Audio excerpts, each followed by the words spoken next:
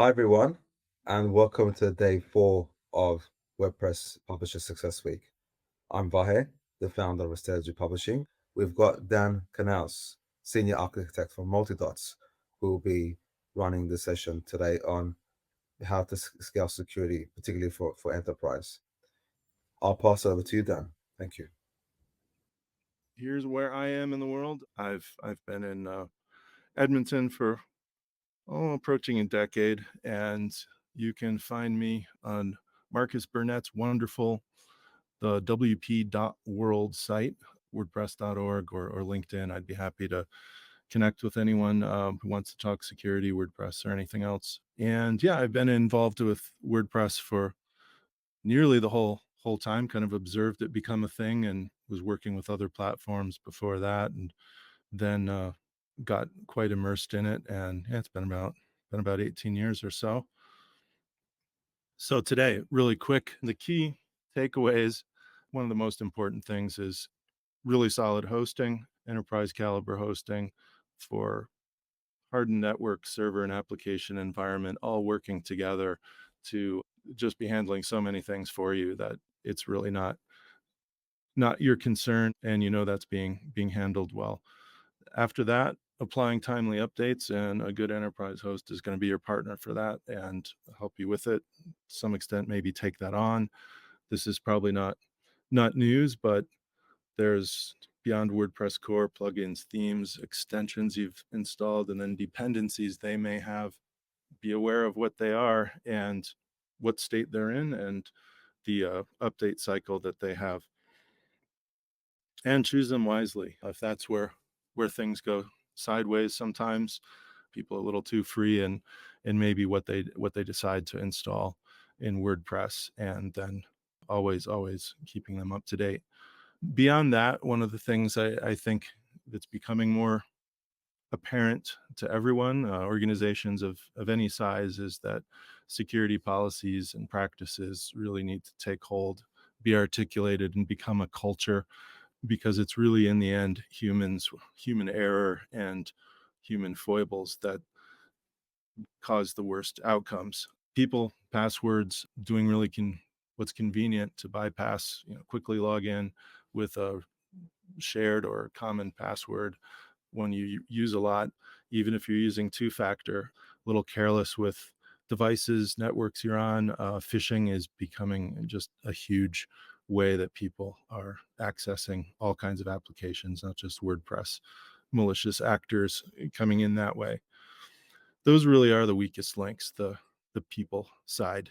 This is a whole other subject itself, but as I kind of suggested, with the dependencies that can be inside your plugins and themes, you need to take account for all the other things that are connecting into them, dependencies, libraries that are used, and how your developers potentially are accessing your production code, and just really the whole chain of things. Someone gets phished, and it's a very bad situation from the inside. And that was essentially what happened with LastPass. One of their developers, working at home, I think during the pandemic, had a Windows system that wasn't quite up to date, some old obsolete software, network wasn't too hot at home, and ended up breaching not just the one company, but the parent company's system, and getting into everything.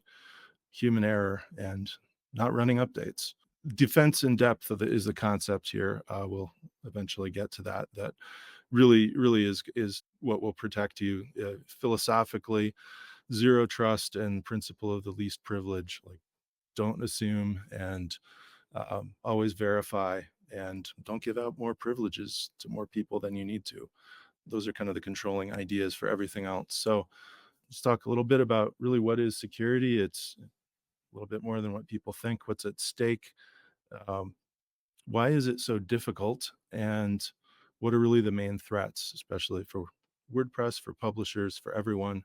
Um, there's not really anything terribly unique about WordPress, or every site, every operation, every business is unique and needs to look at their own attack surfaces and what are their particular threats, but they don't differ too much by industry and platform, really.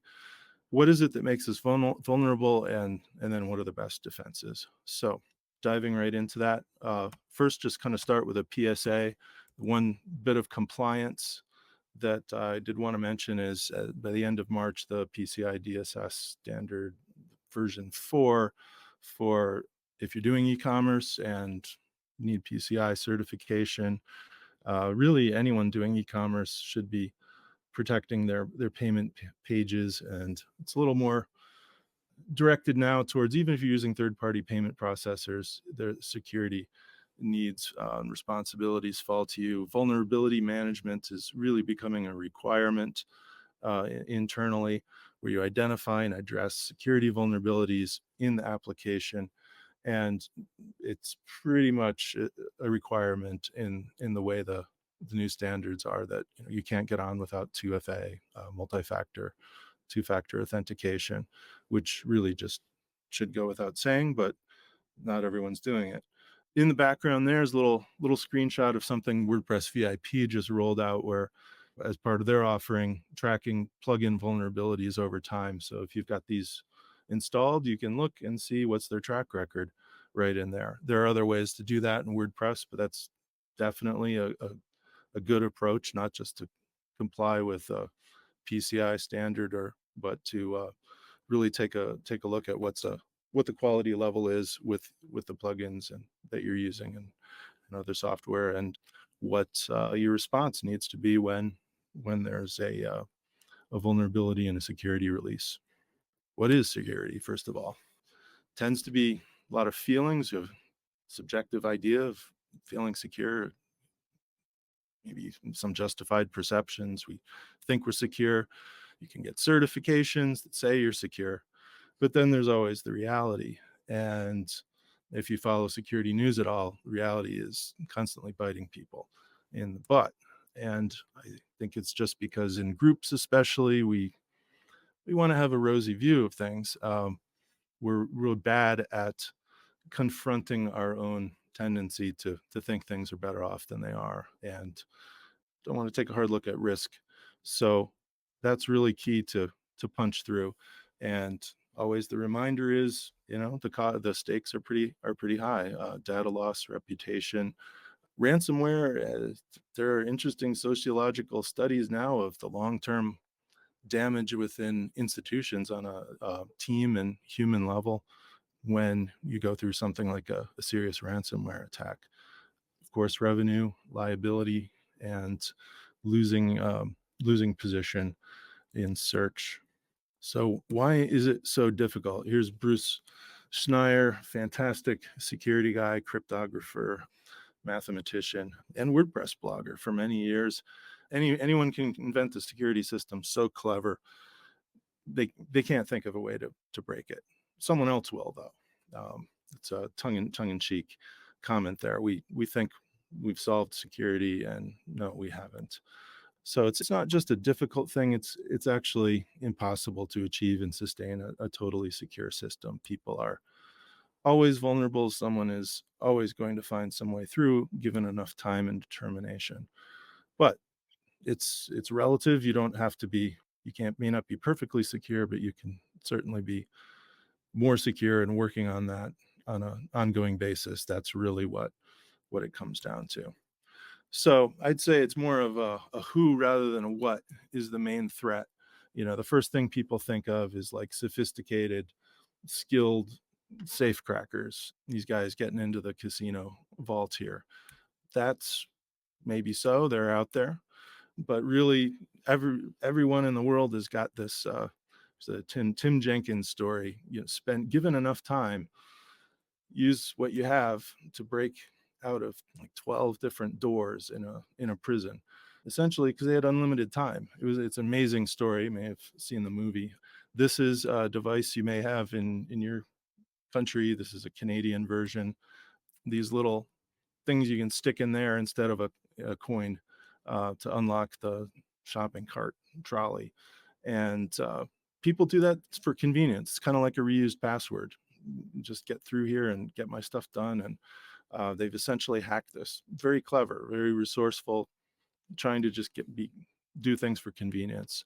A lot of us work inside the bank vaults. Like, these two women here, they've probably got iPhones, and everyone's got this problem. So we're all working inside something that is worth more and a target than we may appreciate.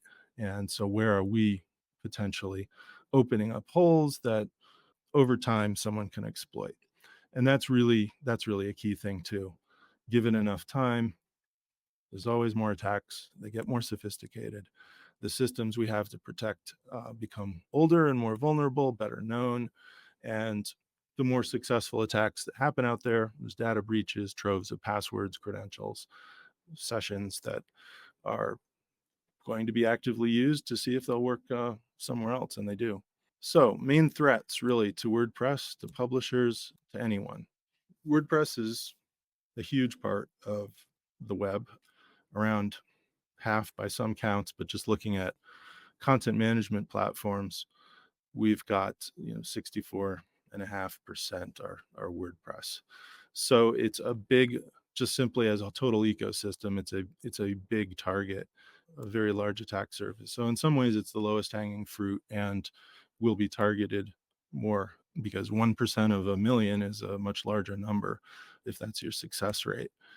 Breaches, typically, no surprise, come from vulnerable code that's not maintained well. Outdated plugins are part of that story.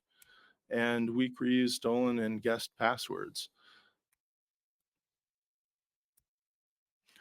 Common vulnerabilities that we see again topping the lists with plugins are cross-site scripting. That's probably tends to be the most common. These can vary from year to year. Cross-site request forgery, SQL injections, and then again software that's got some bugs in it, and there's an access control failure, and someone's able to escalate privileges and get into things that they don't belong in.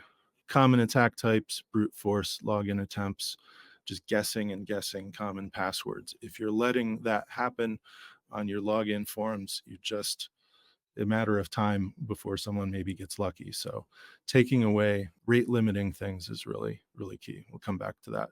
Credential stuffing is a little more sophisticated. It's brute force, but they're known credentials that worked somewhere. So maybe they'll work again somewhere else where someone is reusing them.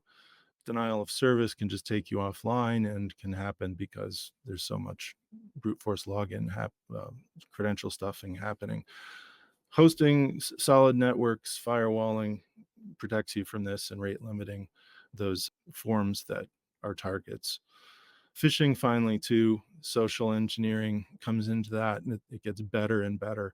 Pretexting is when they actually take the time to build up the con game and build a pretext where you will believe, understand that maybe you've probably bought something from Apple, and let's hit you with a DHL or UPS delivery text talking about your Apple order. And I've seen things like that just get more convincing. You have a few seconds where you think that's real. Click the link, and then your phone is now passing your credentials to someone else potentially. Spear phishing is very directed. That's when they know who you are and they really want to target you in particular and fool you into giving them access to your systems. So if there's anything unique about publishing concerns, publishing sites where there may be typical profiles that are a little, the attack surface is common to publishing sites. It may be that you have many users, if there are a lot of members, subscribers, or you have a large back-end team of people with some level of administrator editorial access. So many users, privileged users, each of those accounts is potentially something that gets hijacked or abused by someone else, or you've left them in too long, they've left the company, or they were just a contractor. So actually having a policy that's reviewed on a daily, weekly, at least monthly basis, who's in here, what access do they have, is that too much, that needs to be constantly monitored. And if you just have a huge amount of content, there's a lot of change happening, intelligent logging and monitoring is difficult. There's many places to hide. At the kind of a low level breach of inserting spam links into your content may not be easily detected unless you just have protocols to to look for this on a regular basis and watch out. Again, with plugins, the fewer is better. Apply those updates and pay attention to what's going on in their development. The change logs will should tell you that. So that's probably every 6 months, certainly to a year. You know, there's a maybe a good time to audit what you're using and think, is there a better solution? Do we need this anymore?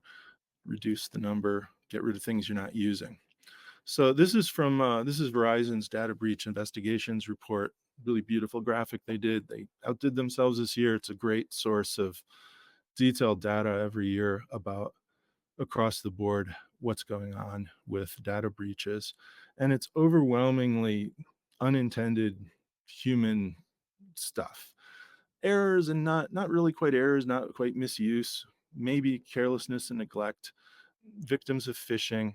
Credentials are really the biggest one here. People are giving up their credentials or having them lost in some way, and over the whole decade rather than just the past year, it's a consistent feature of how sites are breached. 77% last year, though, and were credentials. So overall, quarter of all breaches. And third-party partners too are consistently showing up. That I think that was the British Library's ransomware case. They determined they had lost control of who had access to the system. There are a lot of outside partners providing payment services, contractors, and there was just too open. Vulnerable software is around that level too, and these all cooperate with each other.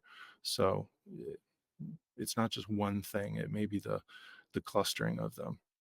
Okay, so that's what it comes down to, really: humans, vulnerable software, and more errors. And that's something that there's less of a technical solution for. So what can you do? It really hasn't changed much over the years at all. People keep making the same mistakes. What can we do about that? Well, it's important to, first of all, know these threats. And then there's always the ones we don't know about. As they become known, we can try to mitigate the risks. But really, more and more, the emphasis should fall on resilience to stress and harm. Something's going to happen, something gets through. That's not the end of it. Our security practice and culture needs to be such that we're able to limit and mitigate attacks even after they've initially become somewhat effective. So, kind of responding to Bruce Schneier, as Tyson's famous quote as a boxer, everyone has a plan until they get punched in the face. That's the wake up call. And it's not a bad idea to practice getting punched in the face. Airlines have done this really well. We all kind of understand, have seen this picture, what to do if the worst happens. Does your team have that capacity? Typically, it's not something that just arises. People tend to not be practiced at failing well. They don't want to plan to be hit in the face, and that's what it takes. Learn how you take that and keep functioning. Not about blame. This is from Gartner's Australian Security Conference last year. Some really great quotes. You got to let people fail, but the problem is failing to recover. So that's not okay. Adrenaline doesn't scale is a great quote. Like you've got to get through things. You can't just constantly be in a state of reaction and failure, but things are going to happen. So where do we want to put our priorities? Evaluating the threats that are most likely to be the ones that get us. So what are the particular attacks? We've talked about some of those. What are the surfaces in our organization? What are the vulnerabilities that we may face? First of all, technical environment. Again, that's your hosting partner for the most part. And then the human environment, which is where you can do a lot and should. Groups of people, distributed remote teams all over the world. What kind of devices and networks are they using? Ever see one of these? Love these from the 90s, demotivation posters. Teams are great. Sometimes they're not. One of my favorite books, Five Dysfunctions of a Team, Patrick Lencioni, I think really applies well to security, since one of the biggest typical problems of teams is absence of trust. Then they don't want to get into conflict and have difficult conversations about What are our risks? What are our vulnerabilities? Where are we falling short? And if they're unwilling to do that, then they're not really committed to the overall enterprise and its purposes, avoiding accountability, and are not paying attention to results. And this is just bad for business and bad for people across the board. That's probably has something to do with why this is Spy Cloud from last year. The convenience and lack of a culture that's really willing to tackle basic security practices. People are recycling passwords still at a crazy rate, using very guessable credentials. Even .gov, you'd be surprised. They found 723 breaches, troves of databases with user credentials from .gov emails, and they're able to study this in very large numbers. And people are using 1, 2, 3, 4, 5, 6 still. Uh, this is consistent over a very long time. So I think the only way around that sort of thing is to, why we consistently have in Canada where I am, an inability to solve these constant problems. And there's the old Star Trek self-destruct code and similar things in the Cold War, just default settings.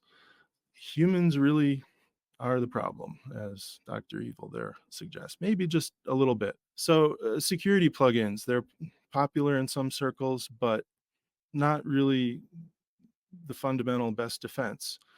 They can they try to do things that the host should be doing, can slow things down.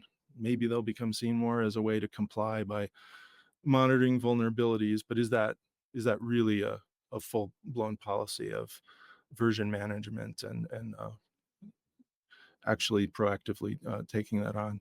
They're easily misused and can be confusing. And my tip here is look for those that aren't claiming to scan for malware infections, because that's just something that needs to be done at the server level. And if you try to do it in a WordPress plugin, if you've been compromised, the malware looks for scanners like that and will defeat them. We know that. So it might feel good to throw in something that isn't really fully integrated into a security practice, and that's just not gonna cut it.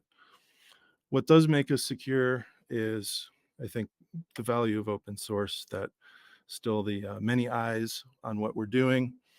People care and look and can see the code and address problems. It can't be hidden behind some proprietary source control. And not just WordPress VIP, but they're a fantastic partner for us. Enterprise hosting that's really able to do diligent deployment management, vigilant user management really falls on you, though, with knowing your people and the appropriate levels of privilege. Again, comes down to really the timely updates. Are you monitoring those and triaging them for their importance? Coding standards too. Are your developers following WordPress and enterprise coding standards? Are your partners helping you with that? There are plenty of great security advocates out there to follow and pay attention to. I love Justin Warren's newsletter, The Crux, and within WordPress, within the security community there, PatchStack is a great source of information. Security patches, this may go beyond your WordPress software, just knowing that what's available and applying it, and then back again to really solid hosting, which is the foundation to everything. Altogether, a healthy ecosystem. These things give us the best defense. Strong technical environment, well-managed user environment, and then the security mindset. And I think that's often what's lacking. That's what you can do the most for what's appropriate with your team. Your technical environment is network, server, edge networks, the application itself, how WordPress interacts with all those, but then your users, their personal devices, physical security. If you're covering all those layers, then you're in good shape. One omission is potentially the way someone gets in. So what actually goes into a good enterprise host is isolated resources that are containerized is the term you may see a lot, virtually isolated, physically isolated. They're performing vulnerability scanning. They are looking at code and perhaps saying, you can't run this, or this is not working, or these plugins are not going to fly on our system. Continuous monitoring, the DDoS protection and firewalling is better the farther out you have it. Trying to do that within your application is slowing it down and keeping it from doing what WordPress is supposed to do, focus on publishing and user management. Currently supported major PHP release. Are they up to speed on that? That's a large performance and security issue. Always are going to have A+ SSL certificates in their rating. There will be really no option not to use that. And all connections should be encrypted in the way that your people are connecting with them too. So corporate employee VPNs should be standard. If you have some mechanism for directing all your security reporting and relevant information into kind of a central, that's all these are, where you have someone monitoring consistently what's going on, what's changing, and what signals are we picking up where there might be a problem. You've got to involve people, perform audits, and practice incident responses. So it's when something actually happens, there's been drills. We know what to do. Monitor recaptured breach data. That's becoming more and more a service that's out there. You can find quite a lot of analytics from various services on, here is all the people that we've found using your domain, your emails, corporate emails, that have had their credentials show up in a breach somewhere. Might be, typically it's not going to be something too serious, but some of it is. You can quickly find out if people are recycling passwords. So overall, building a security culture, not from surveillance and blame and admonishing, but involving people in this process of, here's how this works, here's how we protect ourselves. And if I had to boil it down to really a few very specific technical directives, it would be this: if you did nothing else and are only implementing a technical solution, you've got to have two-factor authentication. It's got to be required, along with strong, unique passwords. Practice the principle of the least privilege, limiting your privileged users' roles and their capabilities to really what do they need and nothing more. In many cases, you probably don't need administrator accounts, and they can be brought out as an emergency measure at some points. Limit user sessions and terminate inactive sessions. That's a relatively simple WordPress customization to, instead of having the default user session that lasts 24 or 48 hours, and if you click remember me, it goes for 2 weeks, make it a reasonable amount, a workday or half a workday. So inactive sessions go down. People have to re-authenticate. Don't give that trust out blindly. Lock down user role and capability definitions. You don't have to use the defaults. You can create your own defaults, and should, by your own your needs of your own workflows and user privileges. Continuous user verification is a nice feature if you have a lot of admins that you want to really follow the principle of least privilege and say, okay, you've got to re-authenticate to do something potentially dangerous, or at least every day. So that's not a bad thing to implement. Further restricting privileged users by IP allow lists, or a trusted device policy, also a nice feature. And then just monitoring them. The higher privileged users are worth logging and getting notifications when they're doing things that don't happen that much or are significant when they do, so that if someone else were to hijack their account, you would notice that. So really the best defense comes down to security as a culture. And this is how the company, security company, KnowBe4 defines security culture. They provide services like trying to send your employees phishing attempts, fake phishing attempts, to see who takes the bait and how people respond, and to actually do drills. Attitude is where it starts, taking it seriously, and the approach to security, and it's the only way it's going to become behavior. Awareness doesn't do a lot. It needs to shape an attitude and then behavior, and then get into your thinking enough so that you're like, well, should I write this down and leave it over here on my desk, or should I just let in three new people communicating clearly about security issues or concerns, getting accountability and oversight, compliance needs where they exist, and really kind of creating norms in your teams so that you get past the barrier where it's inconvenient or uncomfortable, and it just becomes normed and then becomes responsibilities. Good group human psychology. And that mindset is really the key thing there of building that mentality so that it just becomes second nature. Zero trust mentioned a couple times. That's you're probably hearing that more and more. It always makes me think of the Elvis line, can't go on together with suspicious minds. Actually, to get trust, it does in the realm of securing our tech systems.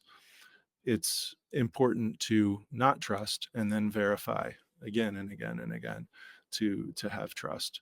So it's a tough concept, but it's not necessarily one that should be seen as highly suspicious or distrusting, but more of just a practice of do we know who this is? Is this an expected event happening here? Being vigilant. Wrapping up here, third party breaches are becoming so common and inevitable. Really is the language. I was somewhat surprised to see at the Gartner. Every week there's stuff out there, so it could be you at some point. Maybe it has been. So the behavioral change and readiness and resilience is really key. You can do all the due diligence you want and harden things up, and you should, but there's another layer still, which is when things go wrong, how do you mitigate that, limit the scope of the potential harm, and protect your people and have them know what to do. Studies show it's the most effective thing to do. And again, timely access revocation, data destruction. Don't always make a smaller, harder target. You don't need to leave people in user accounts and keep data that doesn't need to be there. They can't be stolen. So wherever possible, too, you make things human centric, convenient but secure. Keep in mind people will try to circumvent things that are difficult, that create friction, make it hard to do their work. So that's really a challenge, but it's possible. People will follow a security protocol that makes sense and isn't too onerous. So that's really it. This is a very large guide we've put together recently. You can get from us at Multidots. It's human relationships and behaviors that make or break things sooner or later. So there we are. Thank you. Thanks, Dan. That there's quite a bit there, and I like as well from my end, like you put already like a checklist of things that people have to look into. Yeah, we'll share those resources with everyone, the white paper plus also the deck, so that everyone can just get actionable stuff from the get go. But then let's jump into the question because we've already got one already posted. Mhm. Mukut's Mukut has written, sometimes some A/B testing tools need to be whitelisted. Is that a threat from a security point of view? Can the website be hacked through A/B testing tools? That's a really interesting, good, specific case example. Yeah. So secure content security policy is great. You're using those. They're tricky to set up. That's um, their content security policies are going to be unique for every site, and but taking advantage of them is key to stopping things like XSS attacks and cross-site scripting. And um, it's just when you've got your security layers up like that, then you want to run something, you want to run some new feature, something like A/B testing, and this isn't going to work with that. So we got to take the shield down a little bit to do the A/B testing. So yes, that things like that might, I wouldn't say that's a threat. What you're doing is maybe temporarily increasing the attack surface. Like if you're taking away some security so that you can do some maintenance, some testing, some other practice, it's awesome that you're aware of that. You're aware that, okay, we got to open ourselves up a little bit. Then the logical thing to do is to mitigate that threat by some other means. If you're doing a prolonged period of testing, is it maybe there would be some way to switch back and forth when you're not doing A/B testing, then go back to your normal policies. That's really kind of the question to ask. Then, how can we solve this? What's the trade off? Because security is always a trade off of convenience and pragmatic getting things done. Um, and if you completely walled yourself up, wouldn't be able to do what you need to do. Thanks, Dan. I think that's pretty cool response. So there's a few predefined questions that I have as well that I got from some of the attendees I couldn't make it today. And also I flagged one. I want to flag one that I picked up on from your presentation because it's something that you spoke about in your list of check things that will have to be done, and it comes back to you said that you should take a human approach to security, but there's naturally a culture and there's also barriers to how that happens. So my question is, you mentioned about continuous. Um, you talked about continuous user verification. Um, I guess in that at some point wouldn't that sort of annoy users on the back end? How do you sort of manage expectations? How do you sort of manage people with that approach um, to make sure that they're not sort of either bypassing it or potentially sort of avoiding to adopt WordPress as a more of a daily user backend. On for the on the back end for on a daily basis, what? Sorry, Uh, so, what is um, the question? so for you said continuous user verification. So someone's going to log into Yeah, WP admin right. and they're going to constantly see that. How do you sort of manage that? Yeah, if you simply lower the time that users can be logged in, especially maybe higher privilege ones, you can give them a different rule for the how long their session is going to last.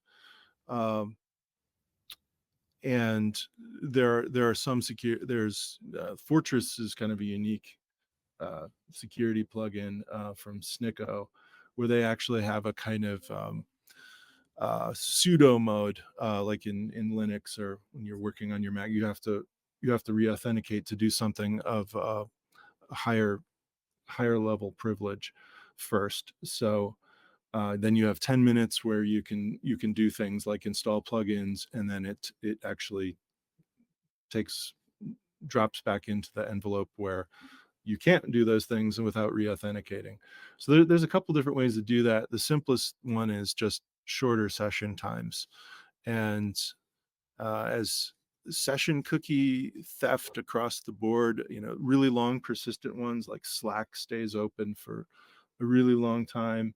Those are being gathered, stolen, sold, and used to break into people's email accounts, financial things like that. You can do it with WordPress as well. The lower lifetime for an active session is always going to give you the advantage of less time for someone to take shots at breaking in.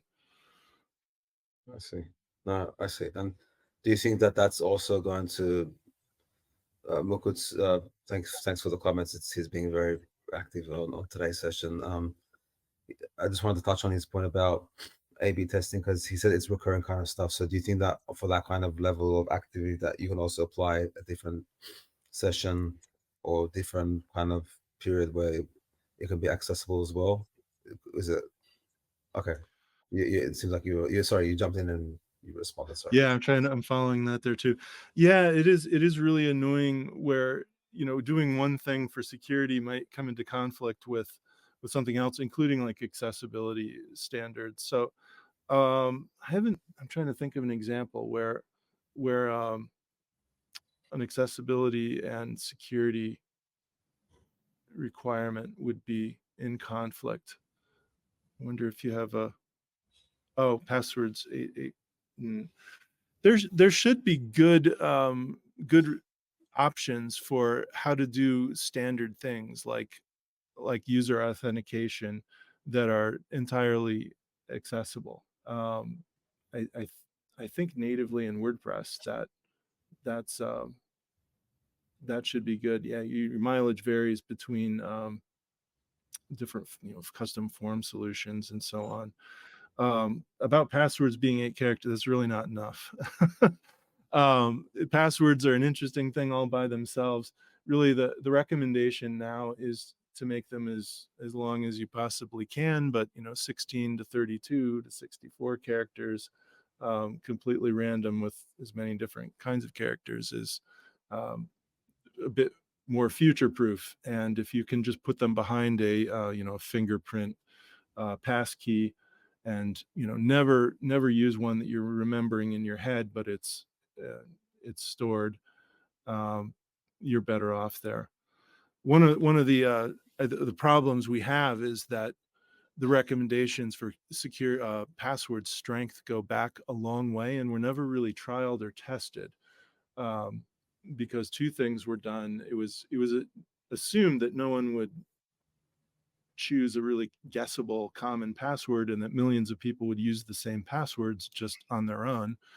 And the idea was also we'll make them encrypted so no one can check them. So there was no research done on what are people choosing for passwords. And it turns out that they choose very memorable, guessable ones, and you can build a list of uh, probability tables essentially out of a million people's passwords.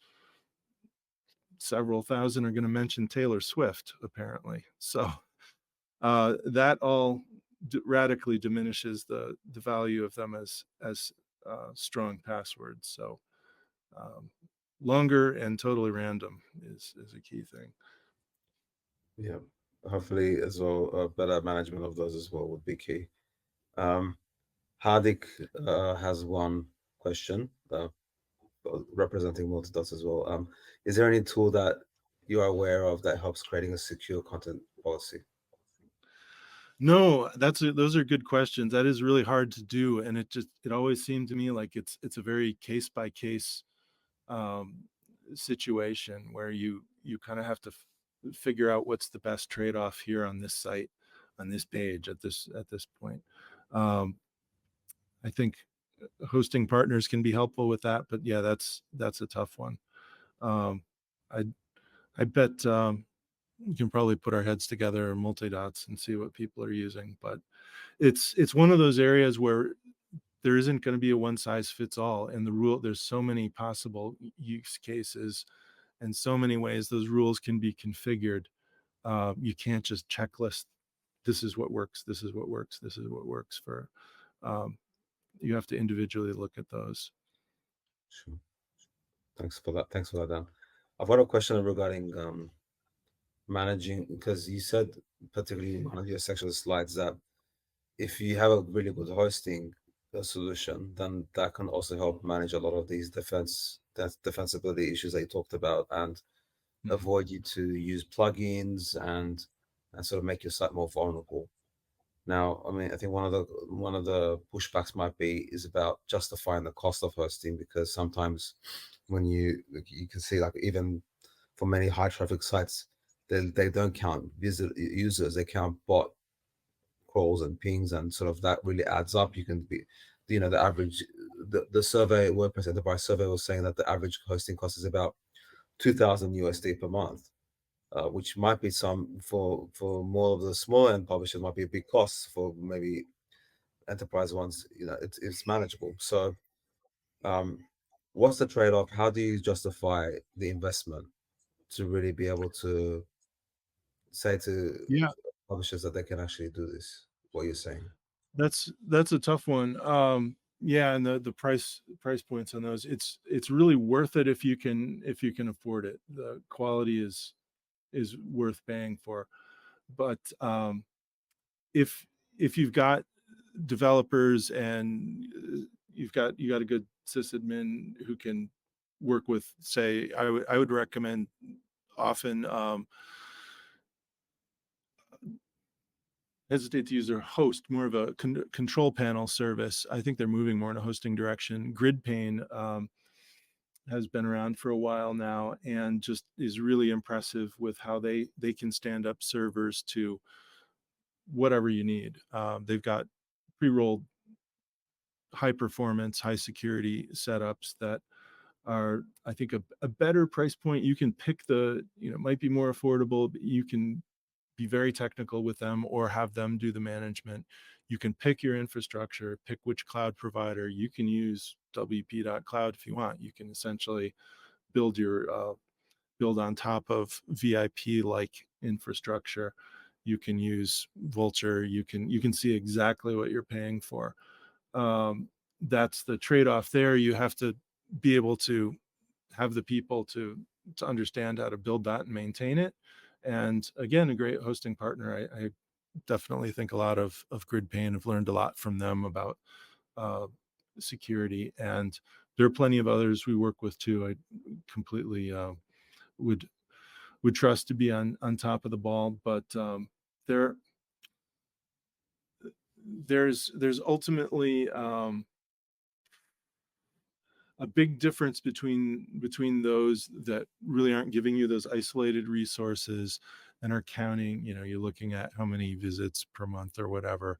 Um, there's always performance and security. There can It might be something you just outgrow at some point. Um, the Yeah, but it's not. big Yeah, question. but it sounds like, yeah, definitely human again. Coming back to human centric, if we've got really strong capabilities in house, that can make hosting pre-configurable more. You can just choose the settings and so forth and it's managed. And maybe that's a good starting point.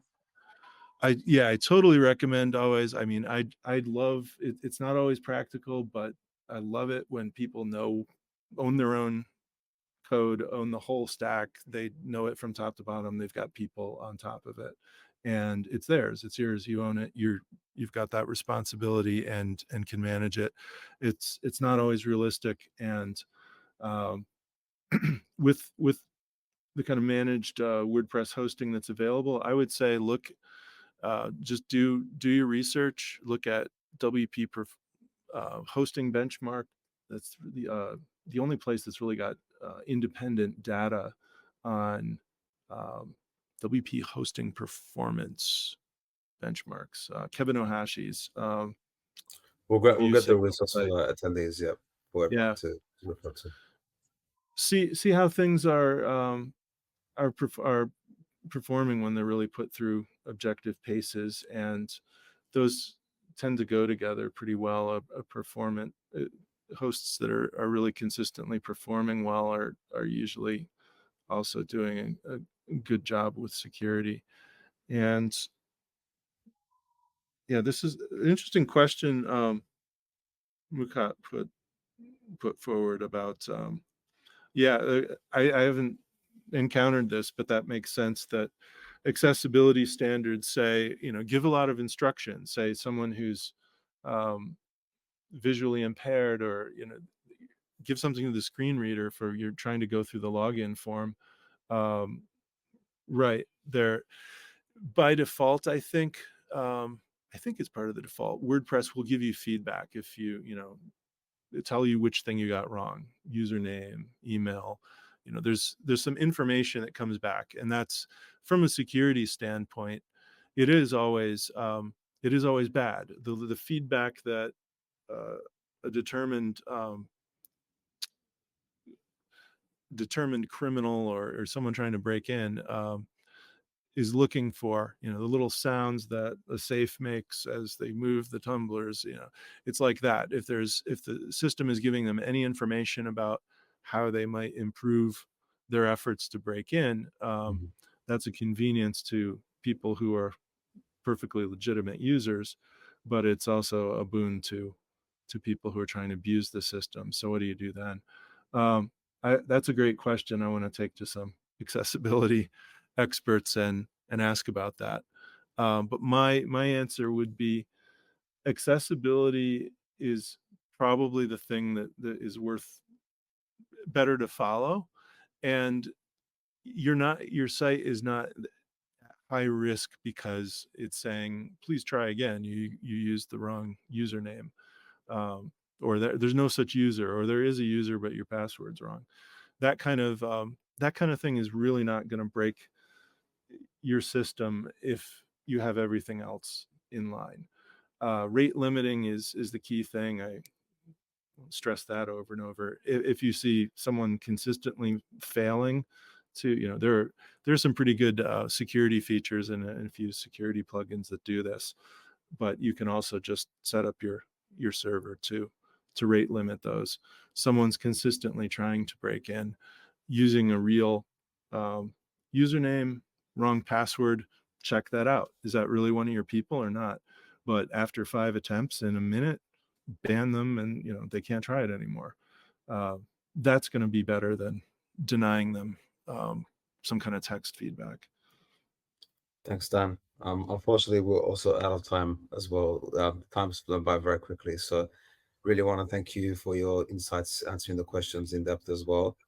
And again, to our friends at Multidots for contributing as well to this great event, as well, the week-long event. Thanks, everyone.